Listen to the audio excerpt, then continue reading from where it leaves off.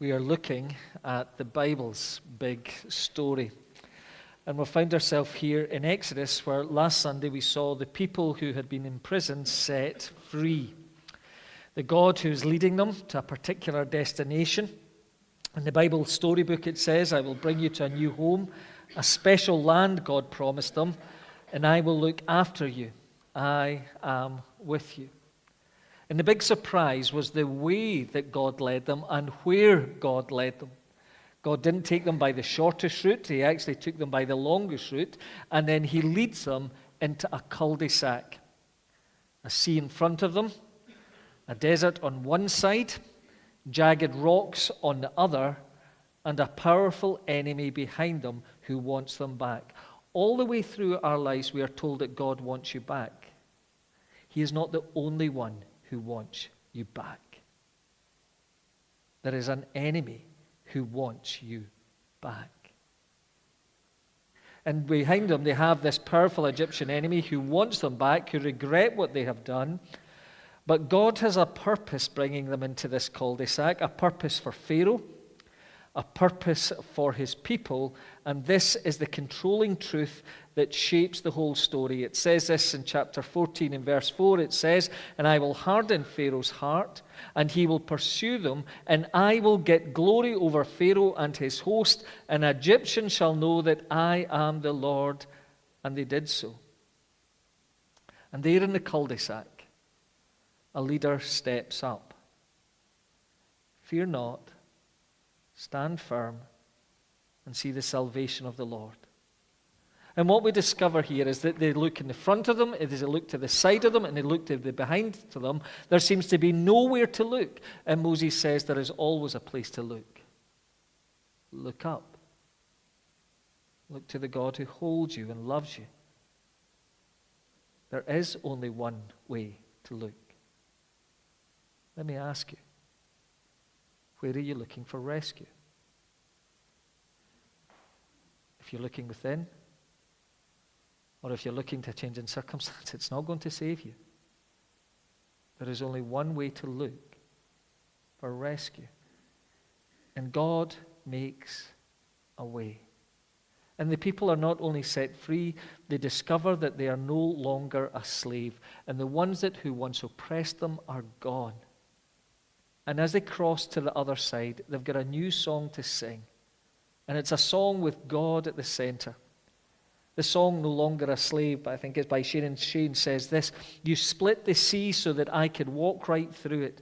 My fears are drowned in perfect love. You rescued me so that I could stand and say, I am a child of God.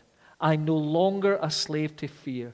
I am a child of God. I am no longer a slave to fear. I am a child of God.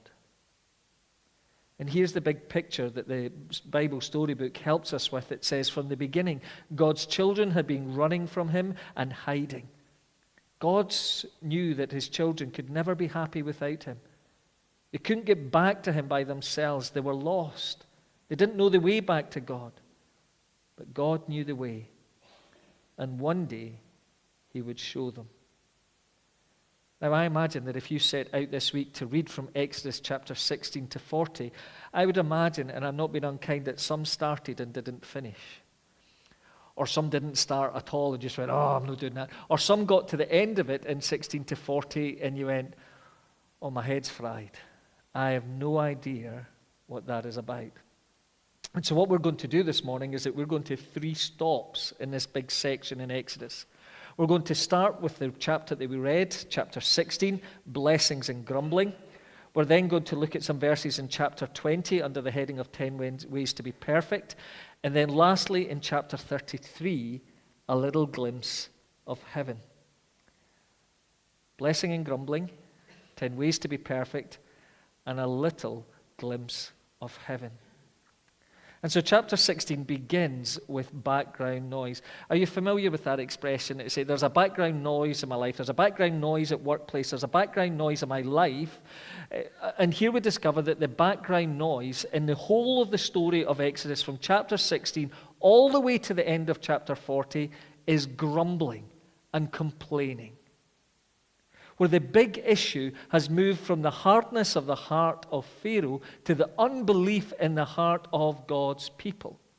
And in chapter 16, what we discover are two things. That first of all, the heart of God's people are revealed in the opening 3 verses, and they're discovered that they are a discontented people.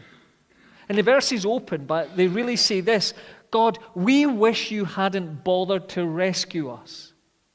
And there they are in this difficult circumstance, and the first thing that they do is question what caused the suffering. And the second thing that they do is that they question God's intention. Now ask yourself, where does grumbling and complaining come from? Grumbling and complaining comes from being centered on self. And that God is not God, but He is your divine butler who is there to serve your every need. Grumbling comes from the place that you are the center of the universe, and God is your servant. And we discover that this problem of grumbling is not a new one, and it doesn't go away. Because not only is this the refrain throughout the whole of the book of Exodus, it is also the refrain throughout the New Testament. It's those verses that evangelical Christians skip over and see not as important as others. Listen to what it says in Philippians chapter 2 and verse 14. It says, "Do all things without grumbling or disputing, that you may be blameless and innocent children of God without..." And isn't there that bit in this? But I can't help it. No, listen to what it says. Do all things without grumbling or disputing, that you may be blameless and innocent children of God without blemish in the midst of a crooked and twisted generation, among whom you shine as lights in the world. And you catch that glimpse that what is to make church distinctive from the world? What is to make the Christian distinctive in the workplace? What is to make the Christian distinctive in a family where you might be the only believer? Is that you are not a moany face. That the Christian is actually known as someone who shines as light. If you go online just now, what is the overarching feeling? Complaining and moaning and grumbling. Listen to what it says in James chapter 5 and verse 9. It says, "Do not grumble against one another, brothers and sisters, so that you may not be judged. Behold, the judge is standing at the door." And the illustration is like this. Imagine the teacher has stepped out the classroom, and it's all kicks off, and the teacher appears at the doorway. Well, the picture of that is a church that are all moaning and complaining at one another, and Jesus himself appears at the doorway and goes, "This is how I taught you to love." And so the background noise of the whole of the book of Exodus is one of grumbling and complaining. Why? Because they believed the lie. Do you remember how we began the Bible's big storybook? It said this: God doesn't want us to be happy, they said. It was the same lie that Adam and Eve heard in the garden. It was the first lie. God doesn't want you to be happy. And so just as the heart of a discontented people are revealed, we discover in chapter 16 and verse 4 that the heart of God is revealed. Look at what it says in chapter 16 and verse 4. It says, and this is a response. Those of you who have had small children and have all had a day complaining at one another, is this how you respond to their grumbling? Look at what it says in verse 4. Then the Lord said to Moses, "Behold, I am about to rain bread from heaven for you. And the people shall go out and gather a day's portion every day." What extraordinary grace, undeserved, before they had turned to seek him. And here you have the challenge of grace, because grace itself is a challenge, because verse 4 continues like this. It says, "That I may test them." Have you ever wondered, have you ever realized that the blessings of God and the challenges of God can both be a challenge? That I may test them, whether they will walk in my law or not. Because what is it that God looks for? What is a defining relationship that he wants with you? What is that character that he wants to see in you? What does he want from you?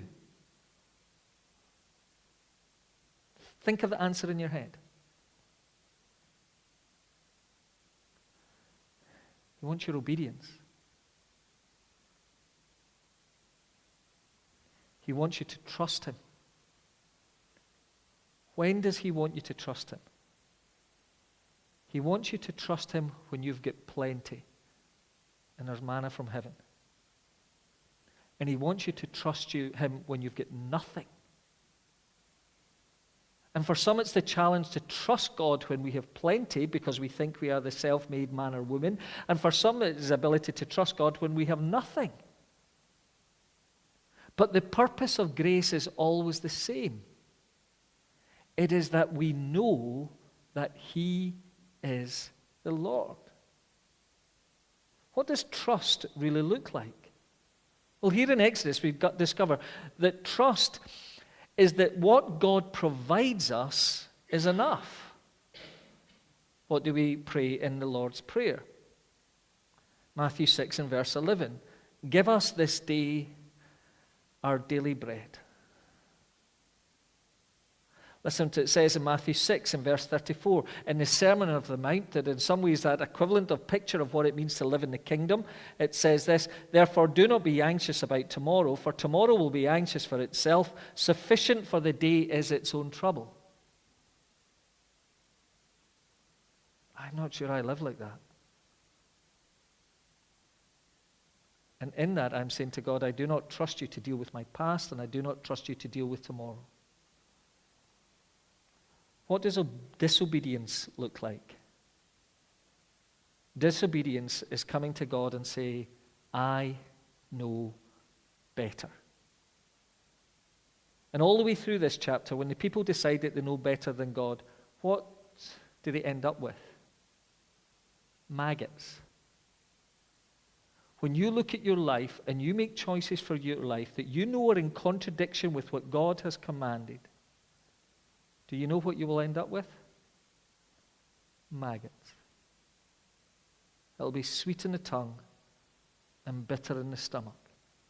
And whether it's the simplicity of picking up manna from heaven or what we do with our lives, it is always the same. Disobedience is saying to God, I know better than you. I know that's what your word says, but God, you don't have a clue. It is treating God like a fool. And the challenge here in Exodus 16 is to live a life in response to grace because there is a God to know, a God that you can trust. Because even in the glimpse of manna from heaven, we get a picture of the fact that someone greater is coming. And it's not the pot of manna that rescues you. It's the one that it points to. But then when you jump to chapter 20, so there's chapter 16, our first stop, grumbling and complaining. When we jump to chapter 20, we discover that there are 10 perfect rules to live by. And here's how it starts, and it's important to see how it starts because it's the only way that the rest makes any sense. Look at what it says in chapter 20 in verse 1. And God spoke all these words, saying, I am the Lord your God who brought you out of the land of Egypt, out of the house of slavery. And in that opening verse, before you get to the commandments, you get the two themes that we have been looking at combined. First of all, revelation. I am the Lord, rescue, who brought you out.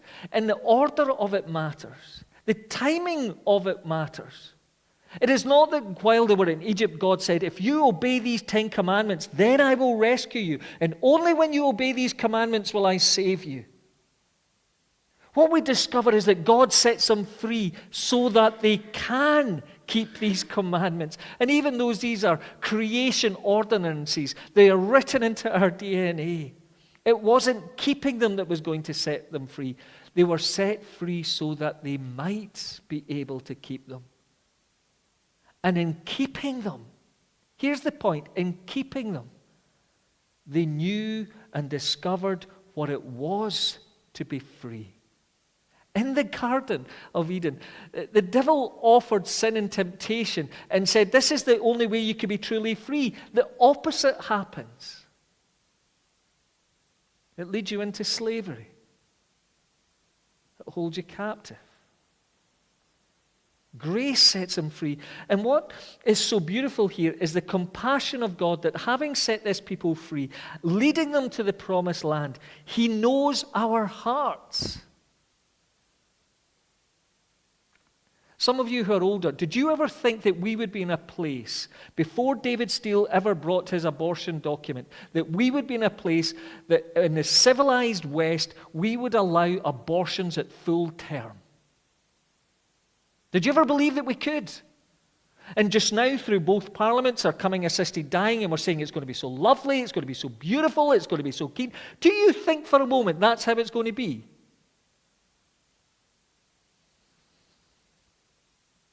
God knows our hearts. He knows what sin can do. He knows how we are tempted. He knows that we have got seared consciences.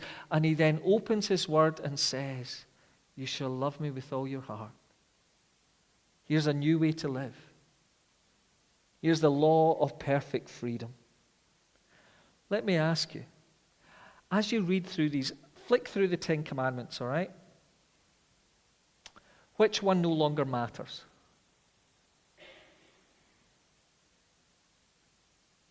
Anyone? Is there anyone here that we now know better?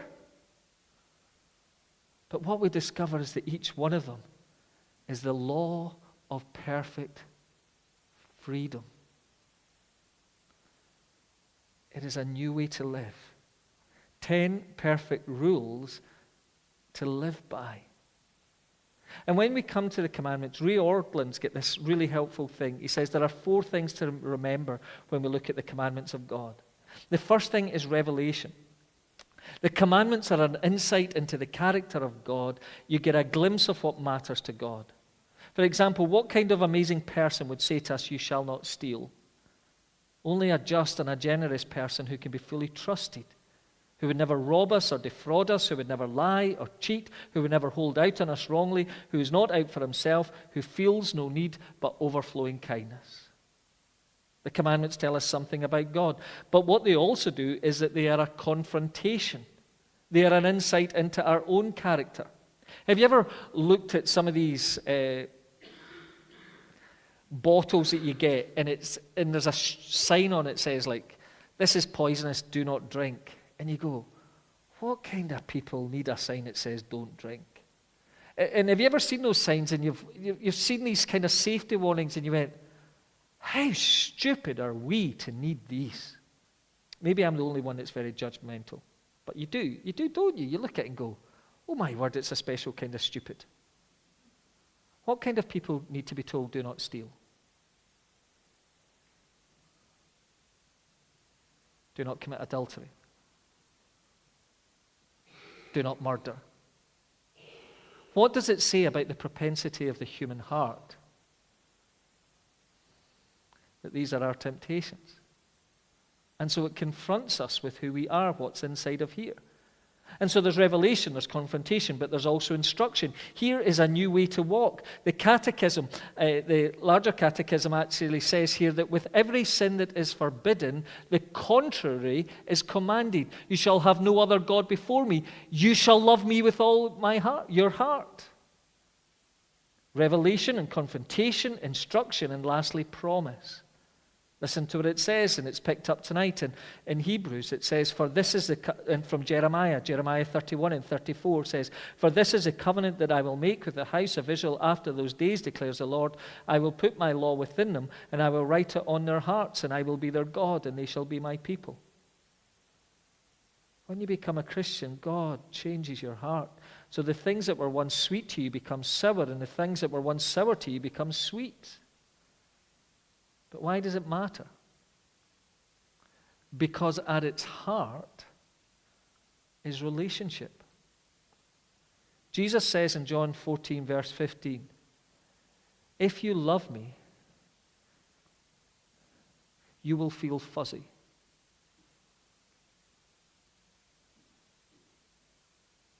If you love me, you will sing songs with great enthusiasm. Jesus says, if you love me, you will obey what I command. Jesus says in John 14 and verse 21, whoever has my commands and obeys them, he is the one who loves me. You cannot live a life in contradiction with what Jesus commands and claim that you love him. John 14 and verse 23 says, Jesus replied, if anyone loves me, he will obey my teaching.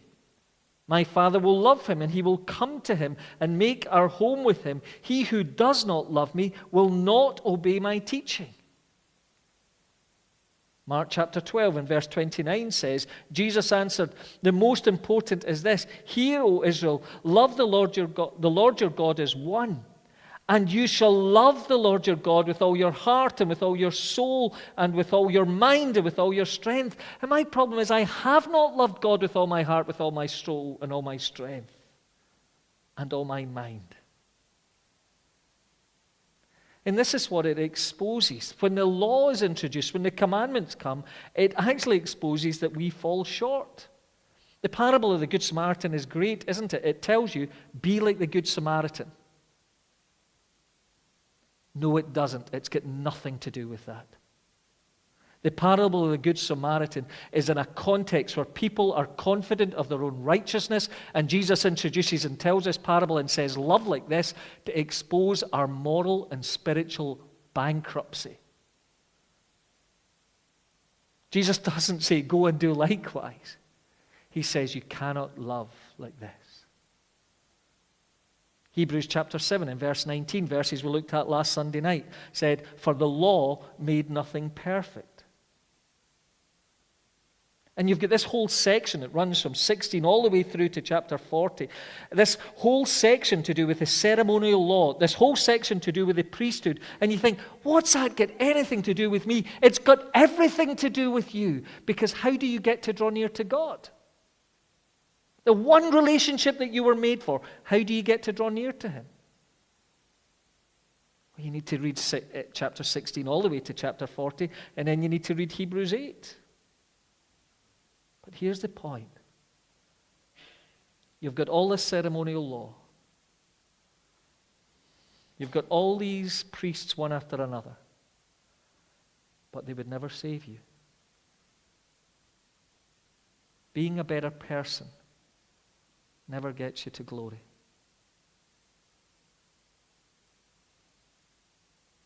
Pulling yourself up by the socks never gets you to heaven. But it was never intended to. It was always pointing to someone greater. And when you get to chapter 33, you catch a glimpse of the purpose of it all. You catch a glimpse of heaven. And here in Exodus 25, it lets us understand what is happening. Listen to what it says, Exodus 25 and verse 8. And let them make me a sanctuary, that I may dwell in their midst. Exactly as I show you concerning the pattern and tabernacle of all its furniture, so you shall make it. So do you see the purpose of it all? So that God would be among us. And in chapter 33, you discover that Moses refuses something that some of us are content with.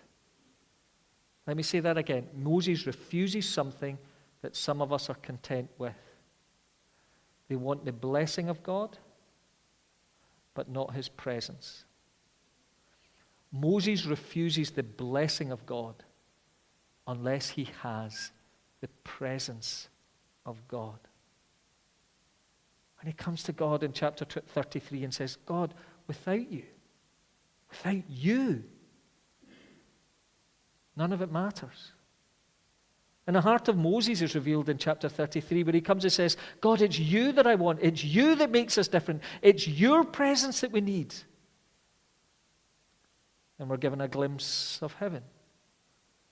2 Corinthians chapter 4 and verse 5 says this, "For what we proclaim is not ourselves, but Jesus Christ as Lord, with ourselves as your servants for Jesus' sake. For God, who said, 'Let light shine out of darkness,' has shone in our hearts to give us the light of the knowledge of the glory of God in the face of Jesus Christ."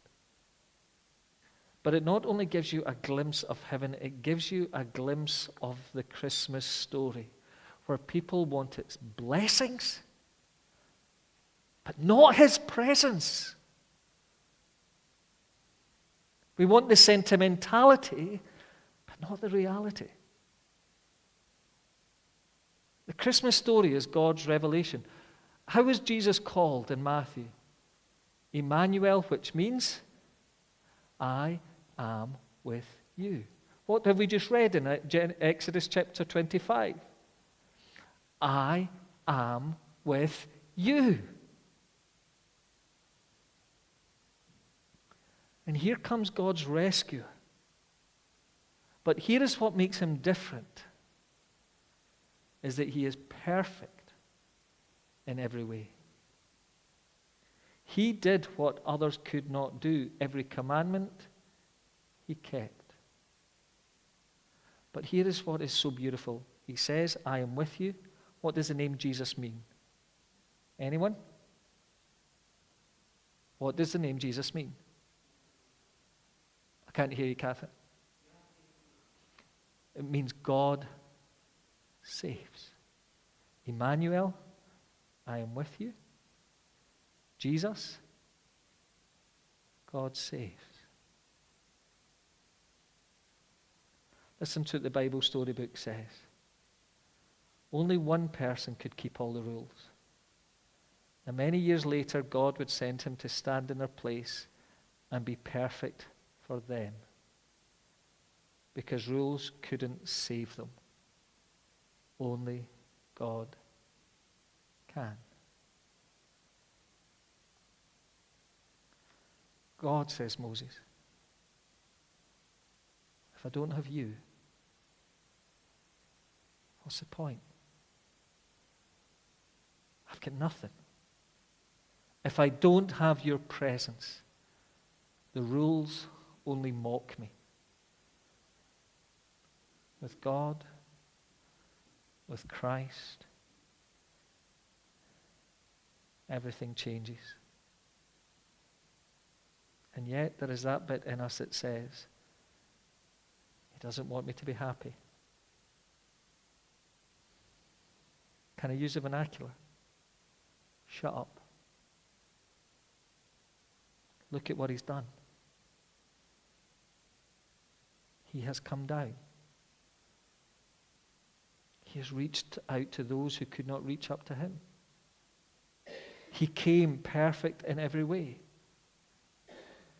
and paid the price. He doesn't want you to be happy. That's the biggest lie. He offers not just blessing. He offers his presence. And with him, everything changes. Everything. Let's pray together.